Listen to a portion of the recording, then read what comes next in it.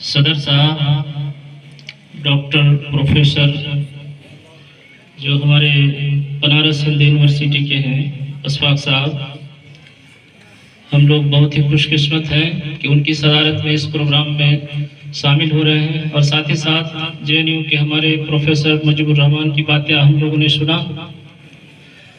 चूँकि वक्त काफ़ी हो चुका है, आप लोग भी थक चुके हैं, वक्त का कदर करते हुए दो चार बातें मैं कहना चाहूँगा। सबसे पहली बात कि मुश्ताक साहब ने जो किताब लिखा है निशाने कारवां और अबूबकर हारूनी साहब की सवाने उंगली जो उसने लिखा, दोनों किताब ऐसी किताब है जो शेरशाहवादी का सोशल हिस्ट्री की शुरुआत यहीं से होती है, मुझे जैसा लगता है। ऐसे तो इससे पहले हमारे ex president professor Abdul Latif Hydari साहब ने भी दो तीन किताबें लिखी, वो किताब भी हम लोग को हासिल हुआ, लेकिन वो बहुत डीप लिटरेरी अंदाज की किताब थी जो हम लोगों की समझ से भी थोड़ा परे चला जाता था, पढ़े उसको भी। लेकिन बहरहाल शुरुआत उनकी है। दोस्तों, मैं सबसे पहले मुश्ताक नदवी साहब को ऑल बिहार शेरशाहवादी एसोसिएशन की जानिब से मुबारकबाद देता हूं कि आपने कम से कम हिम्मत की कि दीनी जो अशखास है उसके अलावा दुनियावी बातों पर जो चलते हैं या दुनिया की काम में ज्यादा मशगूलियत दिखाते हैं, उनके बारे में भी आपने कलमबंद किया है, कुछ बातें लिखी है, उनकी बायोग्राफी के बारे में आपने कोशिश किया है। ये आपकी हिम्मत का नतीजा है। नहीं तो कहाँ होते हैं ऐसे लोग जिसकी हिम्मत होती है कि किसी गॉडफादर की इजाजत के बगैर कोई दो बातें कह दे या लिख दे।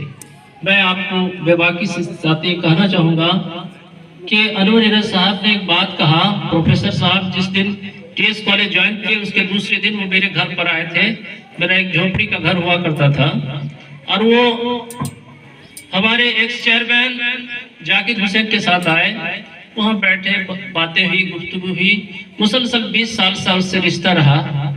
लेकिन आज जो बात उसने कह के चला गया कि अगर हमको कोई गलत नाम से, बधिया जैसे वर्ड से कहता है तो उसको हमको गुरेज नहीं करना चाहिए। मैं बिल्कुल इस बात से इत्तेफाक नहीं रखता, इसलिए कि जो हमारी पहचान है, जो हमारा नाम है, जिससे हमारा सम्मान जुड़ा हुआ है, उसके साथ हम कभी समझौता नहीं कर सकते।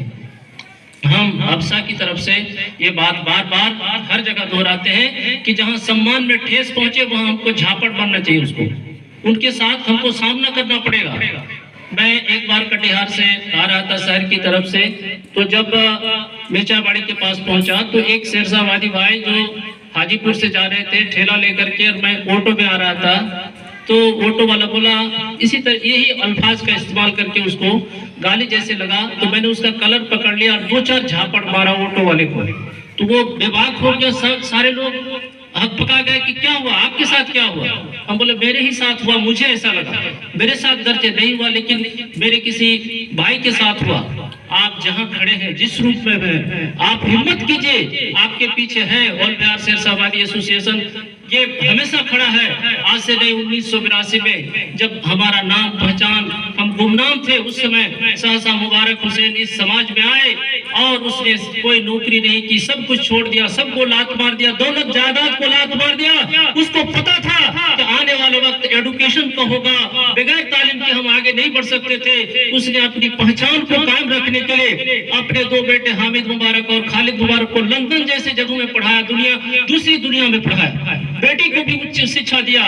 लेकिन मैं अभी मुजीबुर रहमान साहब बात कर रहे थे, बड़ी अफसोस की बात है, तो बड़े काम अगर करेंगे तो बड़ा घाटे का सामना आपको करना पड़ेगा।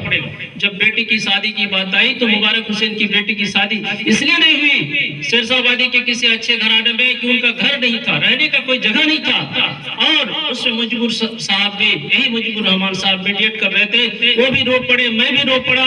आखिरकार यही जिंदगी का आलम है कि अगर बड़े काम करेंगे तो आपको निचले दर्जे की जिंदगी गुजारना होगा, आपको पीछे रहकर खड़ा होकर के अपने बिरादरी को, अपने समाज को आगे ले जाने की हिम्मत करना होगा।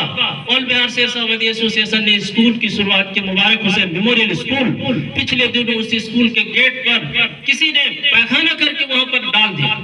आपको याद होगा कि वो दिन भी देखना पड़ा जिस दिन सर सैयद अहमद खान ने एएमयू की स्थापना की, तो उसको जूता दे दिया उसके कपड़े पर और कहा कि तुम यही ले जाओ मेरे साथ। अब सा कभी पीछे नहीं देखता। बहरहाल मैं जब्बार भाई की एक बात से बहुत मुत्तफिक हूँ कि आज जिस जलसे जुलूस होते हैं हमारे समाज में पिछले 15 साल से हम 40,000 रुपया दे करके कहां से उठा करके लाते हैं किसी आलिम दीन को, और रात भर वो गालियां देते हमारी बिरादरियों को। दूसरी बिरादरी में उसकी कोई पहचान पहुंच नहीं होती है। वो कुरान का और हदीस का कैसे इंटरप्रेट और एक्सप्लेनेशन करते हैं। अगर हम उतने पढ़े लिखे नहीं है तो कम से कम इतनी कम समझदारी नहीं कि मैं उसको समझ नहीं पा रहा हूँ, और रात भर गाली दे करके सुबह को हमारी माँ बहनों को वो पंडाल के पीछे बैठा करके सारे रकम वसूलवा करके वो सुबह को चले जाते हैं और अच्छे होटल में खाना खा के यहाँ से गुजर जाते हैं। ये हमारी जाति है, हम बिरादरी की बात है। हम ओबीसी के लोग हैं, अदर बैकवर्ड क्लास के लोग, हम एनेक्सर 1 के लोग हैं। बिहार में 204 जातियां हैं, हम उसको अपनी जाति माने। मजहब की जब बात होती है, जब हम